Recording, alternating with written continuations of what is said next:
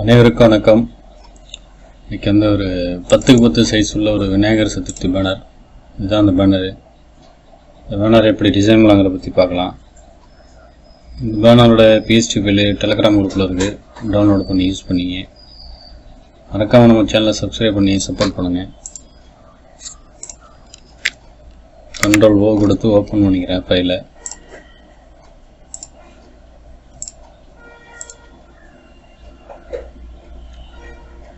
இதோட சைஸ் நம்ம என்ன வச்சுருக்கோம்னா 10x10 300 resolution RGB mode. New file ஒன்று கிரியேட் பண்ணுறேன். Ctrl+N 10x10 300 resolution RGB mode. First நம்ம பேக்ரவுண்டு செட் பண்ணிவிடுவோம். ஒரு கிராடியன்ட் கலர் ஒன்று கொடுத்துருக்கேன். போயிட்டு நியூ லேயர் போட்டுங்க. கிராடியன்ட் ஓவர்லே இல்லை இந்த கலர் டிஃபால்ட் கலரு நம்ம எடுத்து யூஸ் பண்ணியிருக்கோம். கிராடியன்ட் போயிட்டு நியூ கலர் வந்து நம்ம ரேடியலில் வச்சுக்கலாம்.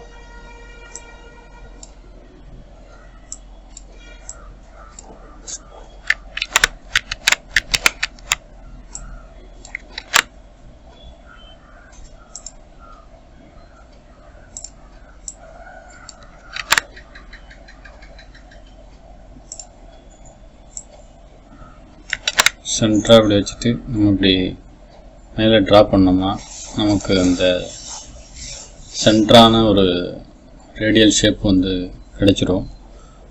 அதுக்கு பிறகு நம்ம வந்து பேக்ரவுண்டு மேலே ஒரு பேக்ரவுண்டு செட் பண்ணி வச்சுருக்கோம். பேக்ரவுண்டு எடுத்து வச்சுருக்கோம். அதையும் எடுத்து நம்ம அப்படி மூவ் பண்ணி வச்சிடலாம். செலக்ட் போங்க, ஆல் சென்டர் Ctrl+D செலக்ட்டு. இது ஒப்பாசிட்டி வந்து நார்மலாக அப்படி இருக்கும். நான் லூமினாசிட்டியில் வச்சுருக்கேன். அடுத்தது நம்ம அந்த சாமியோட இந்த டெம்பிள் அதையும் நம்ம எடுத்து வந்து இப்படி சென்டராக வச்சுக்குவோம். மேலே வந்து கொஞ்சம் நம்ம கீழே இறக்கி வச்சுக்குவோம். இந்த லேயரை மேலே ஏற்றி வச்சுக்கலாம். ஓகே, அடுத்து ரெண்டு சைடும் உள்ள இந்த தோரணங்கள் எடுத்து வந்து நம்ம அப்படி கரெக்டாக செட் பண்ணிவிடுவோம். இல்லை இந்த சைஸில். ஓகே, ஆல்ட்டை ஹோல்ட் பண்ணி ஒரு காப்பி எடுக்கிறேன். Ctrl+T ஃப்ளிப் டு ஹரிசான்டல் கொடுத்துட்டு நம்ம இப்படி மூவ் பண்ணி வச்சுக்குவோம். ஓகே, இப்போ தான் நம்ம பேக்ரவுண்டுக்கு தேவையானது இந்த எஃபெக்ட்ஸ்லாம் செட் பண்ணியிருக்கோம். ப்ளஸ்ஸு சாமி படம், சாமிக்கு பின்னாடி வந்து ஒரு ஓவல் ஷேப்பு, ஒரு சர்க்கிள் ஷேப் ஒன்று கிரியேட் பண்ணி வச்சுருக்கேன்.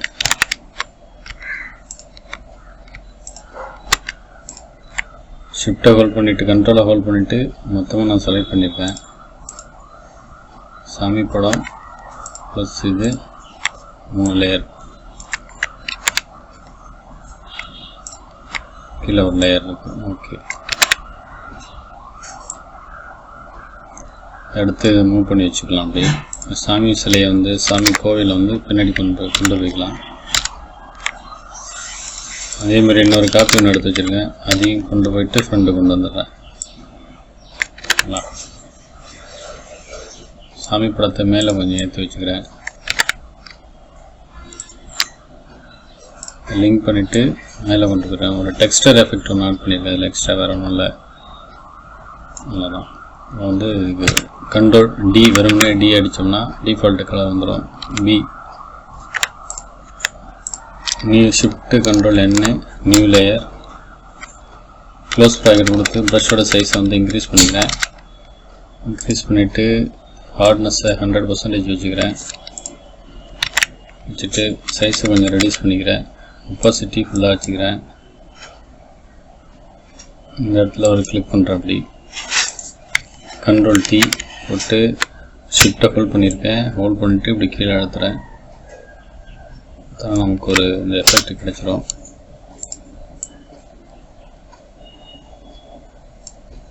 ஓகேங்களா?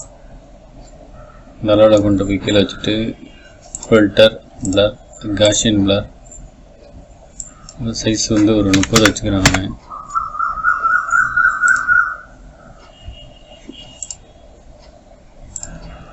இப்போ அதை வச்சுட்டு கண்ட்ரோல் T போட்டு சைஸ் கொஞ்சம் ரெடியூஸ் பண்ணிக்கிறேன். ரெடியூஸ் பண்ணிட்டு கண்ட்ரோல் T போட்டு திரும்ப கொஞ்சம் கீழே கொஞ்சம் சின்னது பண்ணிக்கிறேன். இந்த அளவில் வச்சுக்கிறேன். ஓகே, அடுத்தது நம்ம விநாயகர் சதுர்த்திங்கிற டெக்ஸ்ட்டு நம்ம ரெடி பண்ணி வச்சுருக்கோம். அது வந்து நம்மளாம் க்ரியேட் பண்ணது. இது இந்த டெக்ஸ்ட்டே நம்ம அடுத்து இப்படி மூவ் பண்ணி வச்சுக்கலாம்.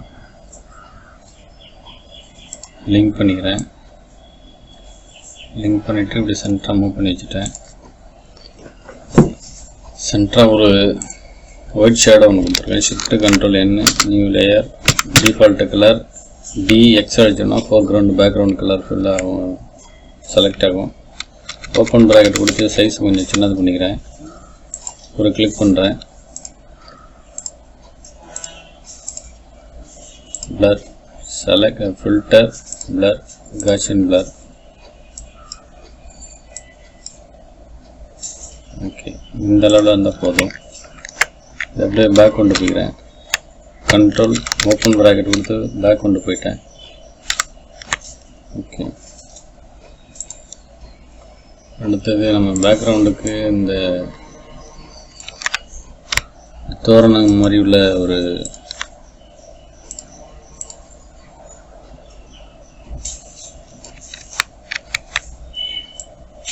தோரணம் மாதிரி உள்ள இந்த வெக்டர் இமேஜ் அதை நம்ம எடுத்து வச்சுருக்கோம்.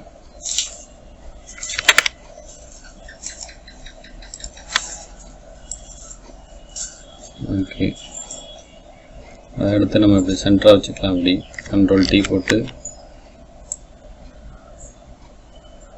நம்ம சென்டராக வச்சுருவோம். ஓகே, அடுத்தது நம்ம அந்த ஷேப் ஒன்று க்ரியேட் பண்ணியிருக்கோம். ஷேப்பை க்ரியேட் பண்ணிட்டு இதில் ஒரு சின்னதாக ஒரு டிசைன் ஒன்று பண்ணியிருக்கேன். அது எப்படி பண்ணோன்னா ரெக்டாங்கிள் ஷேப் டூவில் கிளிக் பண்ணுங்கள். கிளிக் பண்ணிட்டு இப்படி ட்ரா பண்ணுங்கள். ட்ரா பண்ணிவிட்டு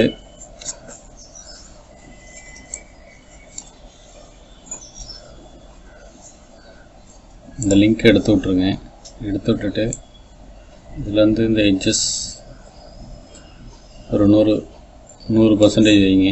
திரும்ப இந்த கார்னரில் ஒரு 100 வச்சோன்னா நமக்கு இந்த மாதிரி ஒரு ஷேப் ஒன்று கிடைக்கும். டபுள் கிளிக் பண்ணுங்கள். இங்கே லேயரில் கிரேடியன்ட் சூஸ் பண்ணுங்கள்.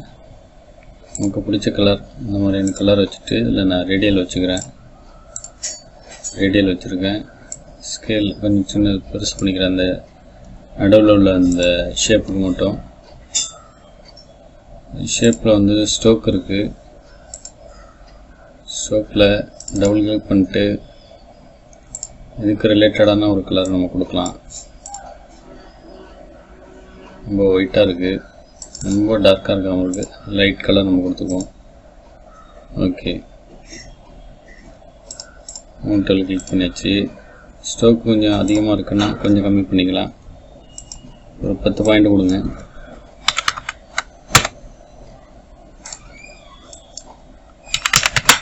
ஓகே, 10 பாயிண்ட் கொடுத்தாச்சு. இது உள்ளுக்குள்ளே ஒரு எஃபெக்ட் ஒன்று கொடுத்துருக்கோம். கண்ட்ரோலை ஹோல்ட் பண்ணிவிட்டு இங்கே ஒரு கிளிக் பண்ணிங்கன்னா அது செலக்ட் ஆகும். Shift control N, new layer, ஐயா எடுத்துகிறேன். இந்த கலர் சூஸ் பண்ணுறேன். ஓப்பன் ப்ராக்கெட் கொடுத்து ப்ரஷோட சைஸை வந்து கொஞ்சம் கம்மி பண்ணிக்கிறேன். இதில் வந்து ஸ்மூத் கார்னஸை கம்மி பண்ணிவிட்டு ஸ்மூத்னஸ் வச்சுக்கிறேன்.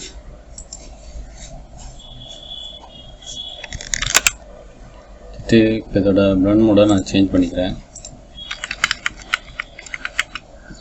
நமக்கு எந்த பிளண்ட் மோடு ஓகேவோ அந்த மோடை நம்ம அதோட ஸ்டாப் பண்ணிக்கலாம். எனக்கு இது இந்த டிசைன் வந்து எனக்கு ஓகே, கொஞ்சம் நல்லா இருக்க மாதிரி இருக்குது. அதுக்காக நான் இதை மட்டும் வச்சுக்கிறேன். இதை எடுத்து விட்டுறேன். அப்படி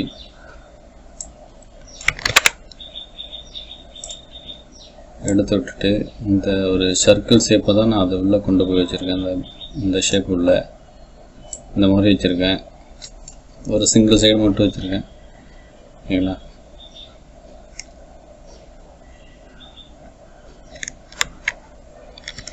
ஷிஃப்ட்டு கண்ட்ரோல் ஆல்ட் G கொடுத்தோம்னா அது உள்ளே போயிடும். பிறகு மூணுத்தையும் செலக்ட் பண்ணிட்டு லிங்க் பண்ணிவிட்டு அப்படியே ஆல்ட்டை ஹோல்ட் பண்ணிவிட்டு ஒரு காப்பி ஒன்று எடுங்க. திரும்ப ஒரு காப்பி, திரும்ப ஒரு காப்பி. இந்த மாதிரி லிங்க் பண்ணி எடுக்கும் போது கவனம் எடுக்கணும். இதில் வந்து வரல பார்த்தீங்களா? என்ன ரீசன்னா, நம்ம ஒரு லிங்க் பண்ணியிருக்கோம், இதில் வந்து 2 லேயரையும் நம்ம லிங்க் பண்ணியிருக்கோம், இதில் வந்து ஒரு லேயர் தான் நம்ம லிங்க் பண்ணியிருக்கோம். அதனால் இது மாதிரி லிங்க் பண்ணிவிட்டு ஆல்ட்டை ஹோல்ட் பண்ணி ஒரு ட்ராக் பண்ணிங்கன்னா ஒரு காப்பி வந்துடும். திரும்ப இதுக்கும் ஒரு லிங்க் பண்ணிவிட்டு திரும்ப ஆல்ட்டை ஹோல்ட் பண்ணிவிட்டு ஒரு காப்பி, திரும்ப லிங்க் பண்ணிங்க, திரும்ப ஆல்ட்டை ஹோல்ட் பண்ணிவிட்டு ஒரு காப்பி. இந்த மாதிரி தான் நம்ம எடுத்து வச்சுருக்கோம். அதில் செலக்ட் மொத்தமாக இப்போ எல்லாத்தையும் நம்ம செலக்ட் பண்ணிக்கலாம்.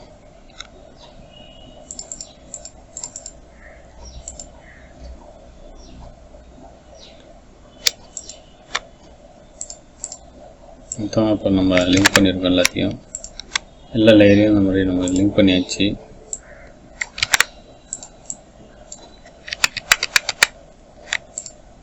ஓகேங்களா? இப்போ நான் எல்லாத்தையும் டெலீட் பண்ணிடுறேன். எப்படி ரெடி பண்ணி வச்சுருக்கேங்கிறதுக்காக தான், சொல்லணுங்கிறதுக்காக தான் நம்ம வந்து இது மாதிரி ரெடி பண்ணுவோம்.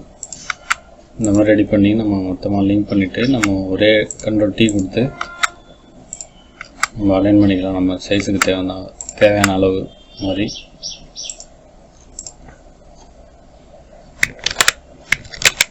Ctrl Z கொடுத்து ரீசைஸ் அன்ட்டு பண்ணிக்கிறேன்.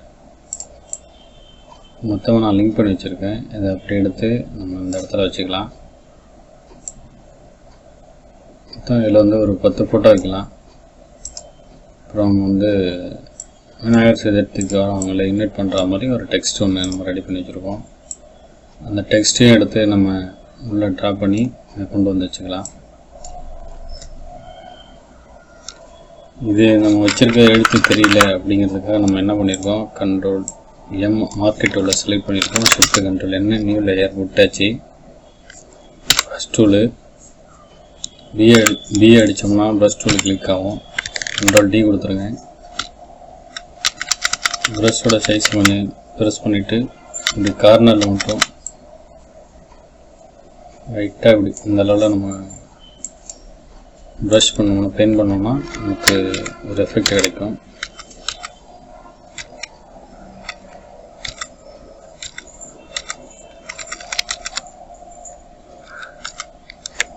ஓகே, இப்போ வந்து இதோட பிளண்ட் மோடை நம்ம மாற்றிக்கலாம்.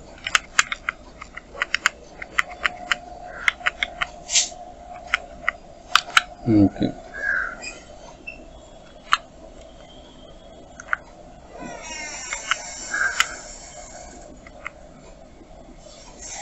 இதெல்லாம் ஓகே. மல்டிபிள் வச்சுருக்கேன். இதையே Ctrl T Ctrl J Ctrl T flip to vertical கொடுத்து டாப்புக்கு கொண்டு போய்க்கிறேன். டாப் கொண்டு போயிட்டோம்னா இது ஒரு எஃபெக்டாக இருக்கும். நமக்கு இதோட பிளண்ட் மாடல் லைட்டாக மாற்றிக்கணும். நம்ம கொஞ்சம் டார்க் ஓகே, இந்த கலர் டாச்சில் வச்சுக்கிறேன். வச்சுட்டு அப்புறம் நம்ம நேமு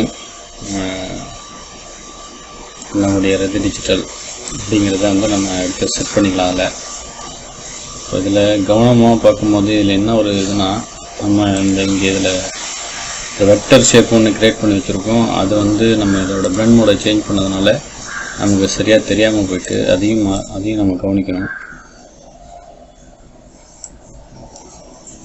ஓகே ஓகே, இந்த எஃபெக்ட் தெரியுது. நம்ம பேக்ரவுண்டில் பின்னாடி வச்சுருக்கக்கூடிய அந்த டிசைன் வந்து நமக்கு தெரியுது. அப்போனா என்ன பண்ணணும்னா இதோட கலரை வந்து நம்ம கொஞ்சம் டார்க் பண்ணிக்கணும். ஆல்ட் பேக் ஸ்பேஸ் அடித்து கலர் ஃபில் பண்ணிக்கிறேன். ஸ்டோக்கு இந்த கலர் கொடுக்குறதுக்குள்ள ஒயிட்டு கொடுத்தா நல்லா தெரியும். ஓகே, பார்த்தீங்கன்னா உங்களுக்கு நம்ம பக்காவாக ரெடி பண்ணியிருக்கோம். பேனரோட டிசைன் வந்து PHP ஃபைலு டெலகிராம் குரூப்பில் இருக்குது, டவுன்லோட் பண்ணி யூஸ் பண்ணிங்க. மறக்காமல் நம்ம சேனலை சப்ஸ்கிரைப் பண்ணி சப்போர்ட் பண்ணுங்க ஃப்ரெண்ட்ஸ்.